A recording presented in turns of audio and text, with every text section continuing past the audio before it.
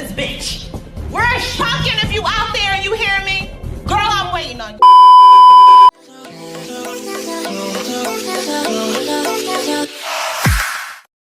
Before I get into anything, let me start by saying I am not the type to throw hate easily, but you guys, this music video is just ridiculous. I mean, to think that the employees looked through this before uploading it and approved this is honestly astonishing to say the least. If you guys don't know who, and I hope I'm pronouncing this correctly, Madein is, you probably remember them as Limelight under the same company 143 Entertainment. Only difference is that they rebranded their name to Madein and added 4 extra members including Masaru and Yasuo from Kepler.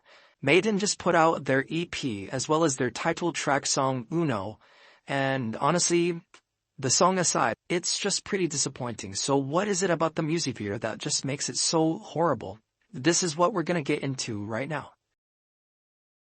Let's first get into the main reason to why the music video received criticism by fans, and that is AI-generated content. The AI, along with the editing which I'll get into later, just made this low-budget music video seem even more cheaper than it initially would have been without the use of AI. I personally think that AI is pretty cool when it comes to what it can create, but I don't think it's professional to use it for a music video, at least not in this approach. It just made everything seem off. I don't need to even explain it. Another reason for why the use of AI with the girls in them angered viewers is due to an issue South Korea has when it comes to fake content online. Many argued that because of that, the approach and timing for this is disrespectful and all. Many also went online demanding the company for a new music video. They just seemed lazy to just use AI. In fact, it doesn't even look good, it just looked kinda ugly. You cannot convince me that the video editor did not use a free software for this music video. I mean, just take a look at these sloppy PowerPoint transitions. Like, okay, AI this, AI that, but the transitions are just as bad. 1 second you're vibing with the music and then the editor hits you with one of these, like bro. I also want to point out this part of the music video where it cuts from one AI-generated clip to another, or so you'd think. Bro just added the clip a layer above the previous one, and you can see here the previous one peeking from the left side. Also, this other clip isn't fully on the screen layout. Like, honestly, I'm just trying to picture how the team all sat down, watched this all together, and rolled with it. And it's quite strange because if we take a look at Limelight's old music videos, the quality offered was much better, more established, more refreshing. Now though, you have texts cutting in and out along with a basic font. Like, what can one say at this point? And I understand that not all companies can afford an amazing music video, and I personally don't have a problem with that. Matter of fact, I believe one is capable of making a decent music video even with a tight budget if they think creatively and have a flexible concept. The reason I still mention this though is because the execution could have definitely been better in this case.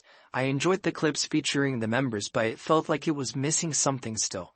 I think it did have some sort of storyline throughout the video, but anyway, once again, I wish the music video was more like Limelight's previous work because the budget wasn't all that, but in spite of that, it still executed in a good way that felt fresh, but most importantly, well established. Anyhow, I'm not too crazy about the song, but I'd say it's pretty good as many expressed as well. I also like the choreography and the EP is fine, I guess. But all that aside, I'm still pretty disappointed with how this came out overall, especially as somebody who knew Limelight and is a fan of their work. I heard that the CEO of 143 Entertainment has put out an apology and has promised a new music video, so I'm glad they are listening and are taking action.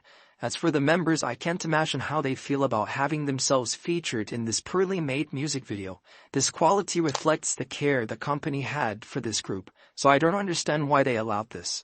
As for the former members of Kepler, this must be quite humbling for the fans who thought Kepler music videos were not good. Overall, I think the members, some being from Limelight, from survival shows, and from a well-known group, have the potential to excel, and same can be said about many other cases, but ultimately, it goes down to how the company manages their work and image. And what about you? What do you think of this whole situation? Because regardless, the work already speaks for itself, and I think it's quite clear that even somebody without major experience when it comes to editing could have easily made a better music video. Anyhow, thank you for watching, and I'll see you guys next time.